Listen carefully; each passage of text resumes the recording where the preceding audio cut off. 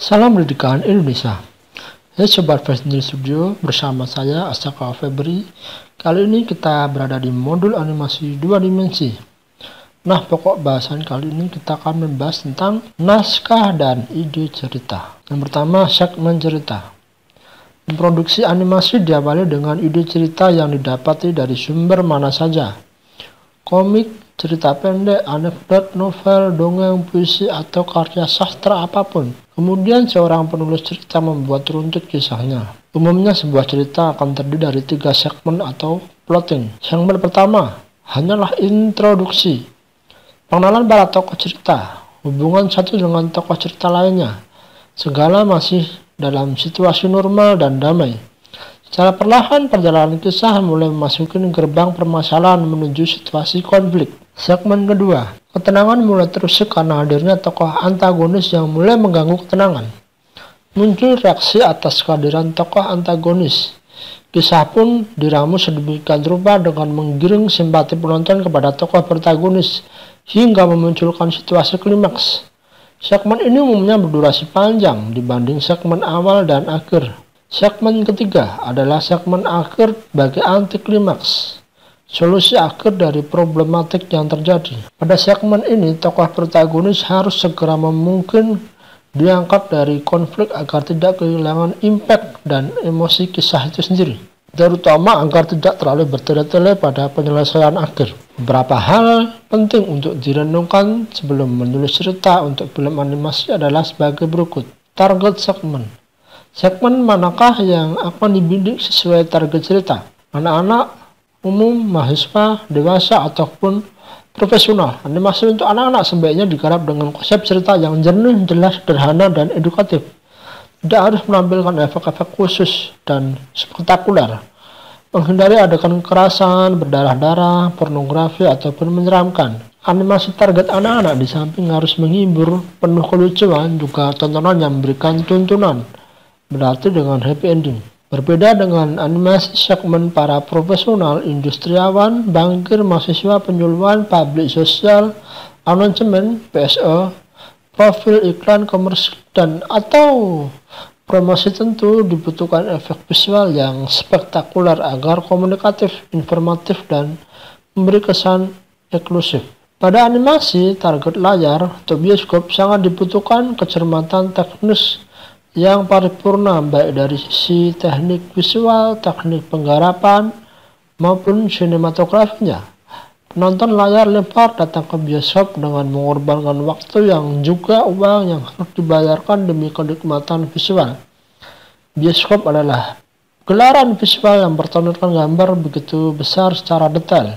Sekecil apapun yang terjadi akan tampak jelas di layar karena semua mata hanya terfokus pada gambar di hadapan mereka yang berukuran super besar. Target pesan.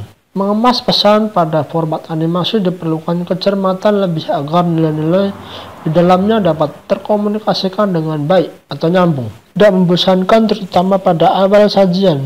Diperlukan sentuhan khusus entah berupa efek visual, dramatisasi, angel, dan alur gambar yang mampu menghipnotis penonton tanpa kedip, penuh keingintahuan tentang kelanjutan kisahnya. Target pesan bisa apa saja, ekspos kepahlawanan, kesetiaan, pengorbanan, religi, dan hal-hal yang bertendensi kisah-kisah humanis lain. Hal penting lagi adalah penonton dapat menyerap pesan nilai-nilai moral di dalamnya. Dengan akhir kisah si tokoh jahat atau antagonis dikalahkan tokoh baik protagonis. Yang terpenting adalah seni pengemasan cerita yang membuat penonton penasaran hingga akhir kisah. Dari semuanya justru yang paling sulit adalah mengemas animasi itu sendiri menjadi tontonan yang menghibur dan memikat khas idiom animasi, bukan animasi yang dikemas seperti film hidup. Kita bisa belajar dari film-film animasi Frozen, Big Hero, Ice Age, Despicable Me, dan sebagainya, bukan teknik animasi 3D-nya, tapi cara mengemasnya penuh adegan yang konyol, kegilaan khas idiom animasi sesungguhnya. Animasi atau film hidup, tidak semua naskah cerita bernilai pas untuk dianimasikan. Bisa jadi dengan mewujudkannya ke film hidup justru lebih tepat. Kemungkinan lain bila dengan animasi harus memperhitungkan kesulitan yang tinggi. tidak sebanding dengan target waktu pengerjaan oleh jadwal relatif singkat. Mungkin juga karena pertimbangan efektivitas dan efisiensi serta estetika yang lebih komersil dan lebih menjamin bila digarap dengan menghadirkan jumlah gemerlap bintang-bintang tenar secara live dibandingkan digarap dengan animasi. Mungkin pula adegan animasi ratusan prajurit berkuda lari dan figur-figur lalu lalang yang tampil secara kolosal atau perang terbuka akan efektif lebih efisien bila digarap secara live. Bisa jadi ada pertimbangan sebaliknya, lebih memilih animasi karena tuntutan setting planet merah kawasan antah berantah yang akan makan biaya yang sangat mahal dibanding bila digarap dengan animasi. Visual tentang kerja organ tubuh atau virus yang menyerang usus akan banyak menemui kesulitan bila harus direkam dengan kamera, karena itu yang diperlukan teknik animasi 2 dimensi maupun 3 dimensi. Dibutuhkan kajian teknis dan finansial secara mendalam ketika harus memilih animasi atau live. Skop dan tantangan. Skop adalah cakupan atau porsi untuk menentukan sejauh mana sebuah cerita harus disajikan animasi. Seluruhnya dari awal hingga akhir kisah haruslah kita edit menjadi bentuk serial dengan akhir yang dibuat menggantung, bersambung, atau mencari cerita lepas. Mungkinkah cerita itu kita edit pada pertengahan dengan mengorbankan beberapa konteksnya untuk menggapai dramaturgi agar tidak terkesan lambat, bertele-tele, dan membosankan? Bila hal itu bermasalah dan meragukan, sebaiknya harus merekrut seorang story editor yang handal, yang mampu memenggal cerita tanpa mengganggu kontinuitas, ritme, dramaturgi, klimaks, antiklimaks, dan pesan moral di dalamnya. Menjadikannya serial, cerita lepas, atau dengan akhir yang menggantung menjadikan pertimbangan profesionalisme dan kreativitas sang story editor di Indonesia. Profesi ini tergolong yang langka, walau sangat dibutuhkan kehadirannya dalam setiap produksi. Sumber daya produksi. Elemen utama dari sumber daya produksi adalah manusia, manpower, dana, dan waktu. Ketiganya harus dapat disinergikan. Sedikit kita keliru meletakkan prediksinya tentu akan berakibat fatal. Bisa kehilangan kesempatan berproduksi. Kehilangan unsur dana dan waktu dapat berakibat terhentinya produksi, tapi bila kita masih mempunyai sumber daya manusia dan waktu, masih terdapat kesempatan untuk mencari sumber dana yang lain agar produksi berjalan kembali. Namun bila kehilangan sumber daya manusia, maka habislah segalanya. Hal yang penting di samping ketiga elemen tadi adalah perencanaan dan prediksi berapa lama produksi harus berjalan. Dari sejak praproduksi hingga tahap akhir atau praproduksi setelah secara penuh memobilisasi seluruh elemen produksi. Mengelola produksi animasi jauh berbeda dengan industri manufaktur karena dibutuhkan sinergi jasa seni kreatif dengan teknologi. Dibutuhkan advis seorang yang berpengalaman di bidang produksi animasi. Mengelola seniman jauh berbeda dengan mengelola buruh pekerja atau satuan pengamanan. Dibutuhkan pendekatan hati, bukan perintah, untuk berkecil benturan kepentingan pihak manajemen dengan para artis animasi dan teknisnya. Semua dimasukkan agar mood para pekerja seni animasi terjaga, harmoni dan sinerginya. Target produksi. Menetapkan jadwal produksi merupakan hal krusial karena erat kaitannya dengan unsur biaya produksi. Banyak faktor harus dicermati ketika menetapkan jadwal, seperti produktivitas yang erat kaitannya dengan kemampuan SDM dan kapasitas peralatan. Dua faktor ini menjadikan syarat mutlak bila ingin bekerja sama produksi dengan studio mancanegara, Jepang, Amerika, dan sebagainya. Di bawah ini mungkin dapat dijadikan referensi bila produksi animasi serial dengan per episode berdurasi 30 menit yang harus diselesaikan dalam tempo 20 hari. Pertama-tama kita fokus pada skop animasinya agar bisa diketahui sejauh mana kita dapat memenuhi target jadwal. Animator bekerja penuh dengan seluruh scan yang ada di storyboard, separuh atau sepertiganya. Mari kita cermati. Segmentasi. Sesungguhnya setiap episode dapat dibagi dalam beberapa segmen dengan presentasi sebagai berikut. 5% untuk kredit titel logo, 5% program identity, 85 konten, dan 5 penutup. 5% judul grounded title logo, 5% program identity, 85% konten atau isi, 5% penutup. Dengan bagian skop pengerjaan animasinya berkisar 85% dengan beberapa pertimbangan teknis. Bisa jadi animator hanya mengerjakan kurang dari 85%, rincian kasar sebagai berikut. 50% porsi animasi mutlak harus dikerjakan animator. 15% animasi same as atau SE yang tak perlu dibuat lagi karena kesamaannya adegan seperti adegan dialog, jalan kaki, lari, dan sebagainya. Hanya mengganti gambar background. 10% background shoot tanpa animasi. Opening scene panoramatik yang tak memerlukan karakter berupa gambar diam atau still. Dengan demikian, sesungguhnya dari durasi 24-30 menit, animator hanya efektif mengerjakan animasi berdurasi sekitar 12-15 menit saja, atau hanya 50% dari keseluruhan scan atau cut yang tertera di storyboard. Target animasi. Lalu, berapa tenaga artis dan lama pengerjaan animasinya untuk durasi 15 menit? Mari kita berhitung. Durasi 15 menit sama dengan 15 kali 60 detik atau 900 kali 24 frame, yaitu 21.600 frame. Apabila menggunakan animasi tree, maka animator akan bekerja menggambar sekitar 7.200 gambar untuk jangka 20 hari.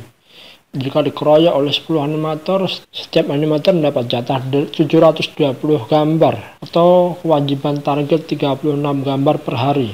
Bisa jam kerja setiap hari 12 jam, berarti 3 gambar per jam. Estimasi di atas berlaku efektif hanya untuk satu karakter, belum terhitung bila dalam satu frame terdapat 2-4 karakter yang saling berinteraksi. Hitungan tersebut juga tidak termasuk penggunaan waktu untuk aktivitas lain dan produktif seperti ibadah, istirahat, makan, mondar-mandir, ngobrol, telepon, serta penggunaan menit-menit lain yang tidak ada relevansinya dengan produksi. Bila jadwal 20 hari tidak terpenuhi, solusinya adalah menambah jumlah tenaga SDM atau memperlakukan jam lembur dan rangsangan intensif dan bonus. Insentif atau bonus. Bila mengacu pada beberapa studi Jepang, untuk satu episode dengan durasi 24 menit umumnya terdiri sekitar 150 scan dengan 750 cut atau shoot. Jika 750 cut ini dijadwalkan harus selesai 20 hari, maka target 10 animator adalah 75 cut per hari atau 7,5 cut setiap jam. Guna memicu semangat tenaga produksi agar bisa mencapai target jadwal, animator hanya berkewajiban memuat 500 cut, sisanya sebanyak 250 cut lagi dilombakan. Semakin banyak seorang animator menyelesaikan target yang dilombakan, maka semakin banyak perolehan bonus rupiah. Cara sangat memungkinkan maju gairah kerja dan peningkatan produktivitas tanpa harus menambah nominal biaya produksi. Perlu diketahui bahwa sekitar 750 cut terdiri dari 150 sampai dengan 250 scan terbagi atas sequence kategori established shoot, medium shoot, close up, dan sebagainya. Bank animasi. Pada produksi animasi serial umumnya perlu memelihara stok gambar yang diperkirakan tidak perlu lagi dibuat animasinya, seperti adegan dialog, karakter tengah berjalan, berlari, tertawa, close up, atau medium close up, mengingat adanya kesamaan adegan atau yang dikenal dengan kategori same as SE. Dalam film animasi, film dikenal sebagai stock shoot. Animasi berupa sequence ini dipilih dan dikumpulkan sebagai data arsip bank animasi. Bagi yang membutuhkan tinggal menghubungi pengelola bank animasinya dengan menyebutkan data nomor scan dan cut. Bila yang membutuhkan animator mungkin akan ditambah sedikit penambahan dalam pelaksanaan agar memberikan kesan berbeda. Story editor. Sebuah karya cerita tidaklah seluruhnya diangkat ke format animasi secara utuh karena akan berkepanjangan, membosankan, dan sama sekali kurang efektif dan efisien. Menyusunnya kembali dengan memilih, membuang-buang bagian yang diangkat mengurangi dinamika memerlukan seorang story editor yang mumpuni, handal, dan profesional, melibatkan para kreatif dan staf produksi.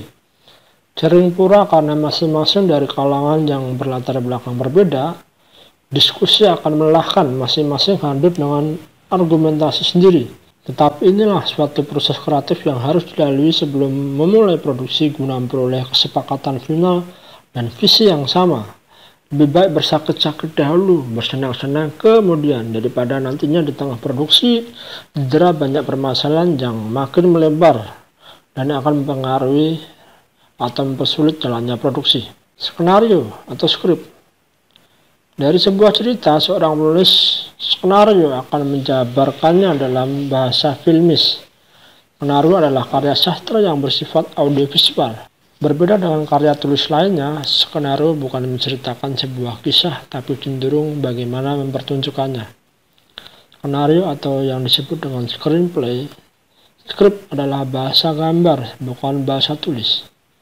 Pada studio besar, setiap halaman skenario berdurasi 60 detik. Bahkan sampai pada pemilihan huruf atau font harus dengan jenis Courier berukuran 12 poin. Jumlah halaman sekitar 90 hingga 120 halaman. Ada beberapa software untuk penulisan skenario seperti Final, Draft, Movie, Outline, Drama Script, Montage, dan lainnya. Production Design atau desain produksi. Desainer produksi adalah profesi yang bertanggung jawab merumuskan dan mengonsep kemasan animasinya, baik corak, gaya, dan format serta konsep desain karakter dari segala sisi dan sudut pandang atau angle. Bahkan konsep ilustrasi musiknya termasuk perumusan key background sebagai master dan acuan pembuatan background. Tidak hanya masalah artistik dan filmis yang menjadi konsekuensinya, tapi juga berkaitan solusi teknik produksi, rencana pembiayaan, dan jadwal produksi. Konsep artistiknya menjadi acuan bagi sutradara untuk mewujudkannya. Seorang desainer produksi adalah konseptor visual yang juga berkolaborasi dengan sutradara bahkan dengan produsernya. Mereka mulai konsep setelah membaca skenario dan treatment. Bisa jadi animator itu berdasarkan cerita komik. Bila demikian, lebih afdol bila si komikus sekaligus ditunjuk sebagai desain produksinya. Dalam studio kecil, production designer sering merangkap creative art director sekaligus sebagai karakter designer bahkan background designer. Begitu luasnya peran production designer, sehingga haruslah seorang yang mempunyai latar belakang kemampuan berimajinasi, mempunyai kecakapan dalam bidang artistik dan kecerdikan mencari solusi teknis, mempunyai pemahaman bidang animasi tanpa harus pakar di industri animasi. Demikian luas beban yang dipukul sering menyebabkan jadwal kerjanya demikian panjang setiap harinya, sebab dia pula lah yang bertanggung jawab pada kelancaran produksi. Misalnya apabila terjadi kendala halangan akibat artis background yang absen karena suatu hal, maka peran dari production designer mencari solusi dengan menemukan salah satu anggota timnya yang menggantikan kekosongannya. Nah, itu tadi pembahasan kita tentang naskah dan ide cerita. Semoga bermanfaat. Jangan lupa like, komen, dan share video ini jika bermanfaat. Dan jangan lupa belajar hari ini. Bye.